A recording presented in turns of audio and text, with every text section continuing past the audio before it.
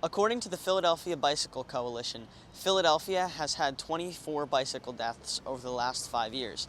This prompted the city to begin making an attempt to make their streets safer for bicyclists.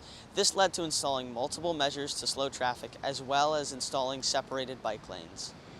Protected bike lanes is another way, right? We have a dedicated space, a dedicated lane for cyclists. We have a dedicated lane for the vehicles. They're separated. And if they're both moving, and of course, if they're both moving more slowly, they can take in the data of I'm here, you're here. We're going to be aware of each other as we're moving forward.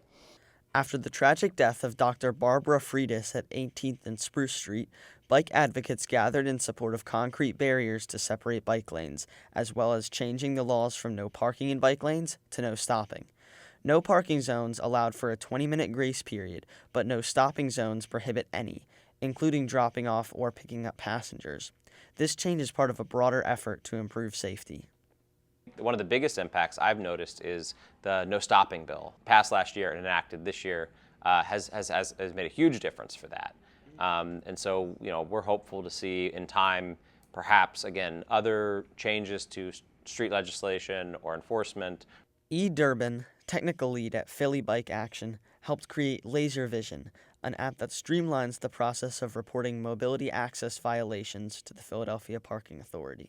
This has provided an opportunity for people who otherwise may have just let something go to say, well, it'll only take 10, 15 seconds to do this, I'll do that.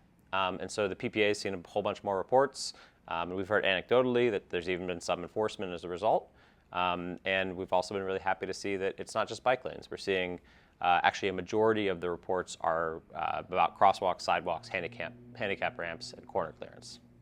While the app aids in enforcing the new regulations, the Friends of Pine and Spruce, who are currently suing the city, take issue to the new no-stopping laws, saying that they lose 30% of their permit parking on their residential streets. They say that they wish to return to an agreement they made with former Mayor Michael Nutter, which said that the residents would be allowed to stop in bike lanes temporarily for loading and unloading. This began with a commitment from Mayor Nutter to the residents of Pine and Spruce to always be able to stop in front of their residence in the bike lane temporarily. Mm-hmm. It was on the basis of that commitment that these bike lanes were ever installed on Pine and Spruce Street, and that was back in 2009. So we've been living under this compromise very happily for the last 15 years. The Friends of Pine and Spruce say that they are open to making a compromise with the city that makes it safe for all navigating the road. They say that in the future, the city must listen to its residents and support other measures to make changes. We don't blame people generally for the ways that all this is coming out, right? Most of the behavior that you see with the way people drive, with the way people park, tends to be because of the way the environment is built.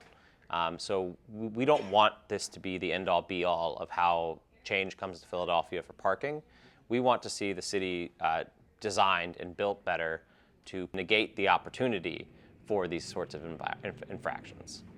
Overall, if we could reduce traffic speeds and also increase sight distance, meaning the ability of drivers and pedestrians and cyclists to see one another, we could improve safety and reduce fatalities.